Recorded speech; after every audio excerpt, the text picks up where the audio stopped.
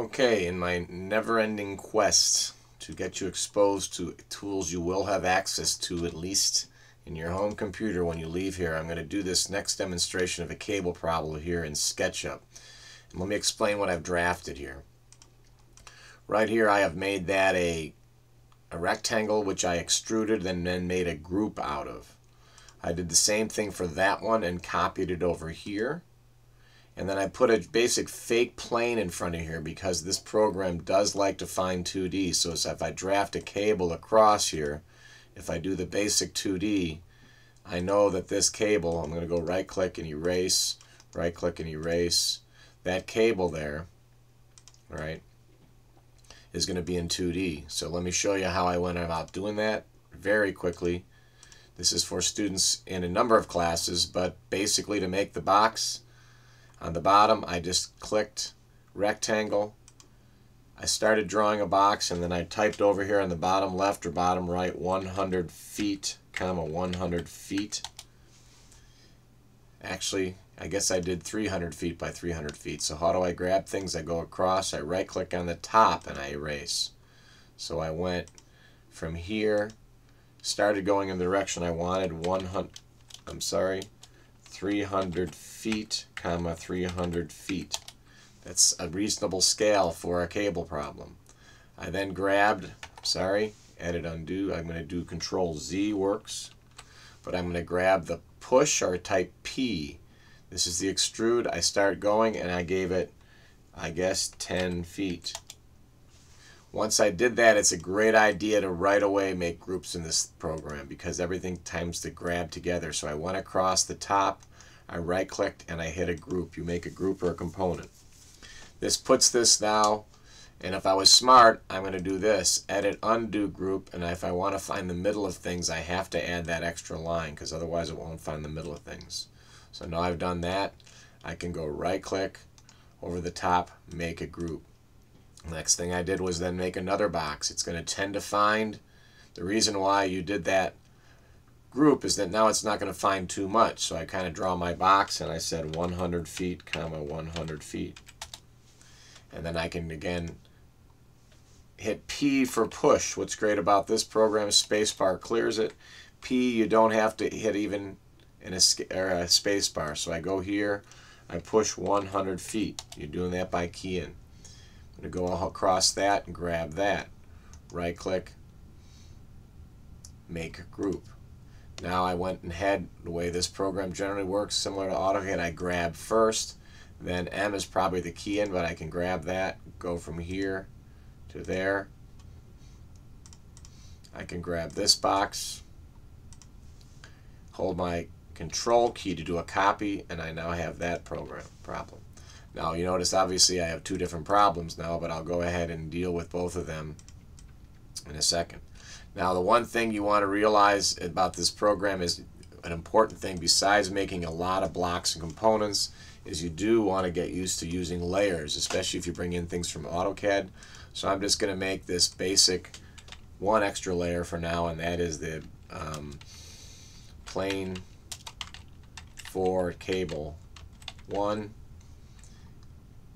and then plane for cable 2. And we'll talk later about how you can bring these things and use coordinate systems, but all I'm going to do right now, I've got a plane for cable 1, and you have to realize I'm going to get rid of, I'm going to click, right click, erase, click, right click, erase, click, right click, erase. What I can do right now is I go across the top of that, I can then go up to right click, or just as well entity info, change the layer on everything to plane for cable 1. So that means now if I go back to here, tools, layers, and I go cable 1, cable 1, and I'm going to go undercross spine. For those who knows, you might have a couple of different things on cable 1 and cable 2 under spine. Now again, you're not trying to master any of these, you're trying to look for the general similarities between. So now I'm going to click on cable for 1, Now when I go through here and I draft, I'm going to just draft a cable, and we're going to put some forces on this in a second. There, there, and there. We can check what layer that's on by right click, cable 1 spine, and now of course if we go Windows and go back to our layers, we can turn off the spine layer, and we then have in effect our cable spun between two things. Now I'm doing this basically, I'll do the other one in a second, just to talk about how sometimes you need to get one piece of data and sometimes to solve a problem, and that piece of data in effect would be where is this the actual location of one of these points. You solve cable problems by writing in sum of the moments about each end and solving for the up reaction in each end. Then using the geometry of the cable to use this kind of basic trigonometry or logic or drafting to solve what the horizontal force in the cable, and I'm going to zoom in right here. If the force in the cable is pulling down in this direction, if it is pulling this way, then the force in the reaction has to be pulling up this way. It gives you the trig. So if you know the weight, if you know the force up, you can calculate the force over. It's as easy as that, and that's why these cable problems are just interesting to do. They're also interesting to do, and I'll show you one more thing in SketchUp here before we do it, is the fact that this shape gives the shape of the moment equation of the forces on the structure. And so this shape is actually the opposite of a truss in terms of an arch you would build in order to get a zero bending in the arch. And so what I'll show you this now is I'm going to not even group it, though I could.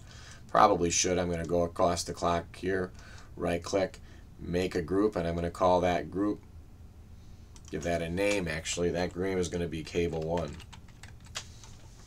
So I'm going to go ahead and tab that out. And why do you do that? Well, in this program, to turn things around, this is how you rotate things. You carry a plane around. See that plane there? So I'm going to grab the group, which I didn't make. I guess I did. I guess you can.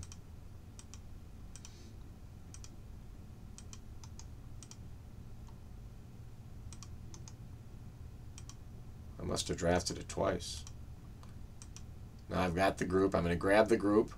You grab your thing, you grab your tool, you grab your plane, you hold the shift key, then you go to your rotation point and you turn it around 180 degrees.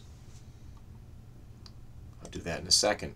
But what you see here is why cables are so interesting and why they're interesting in terms of their just point loads or distributed loads, is they show you the shape of the moment curve. The moment curve is the area underneath the shear curve, and so you can go back from this to get a shear curve.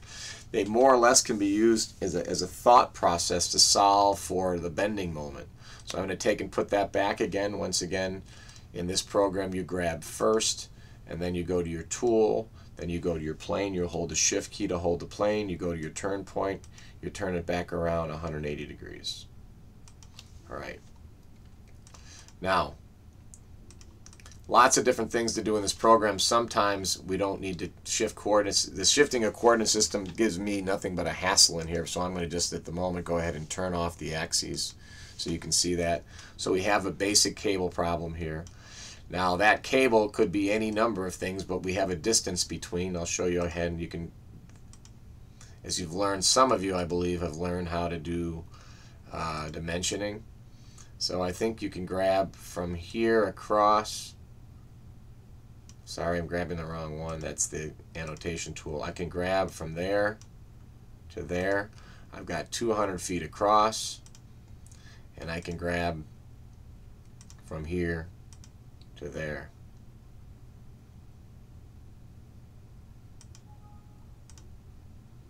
I'm going to go edit, undo. I'm going to go ahead and dimension from there to there.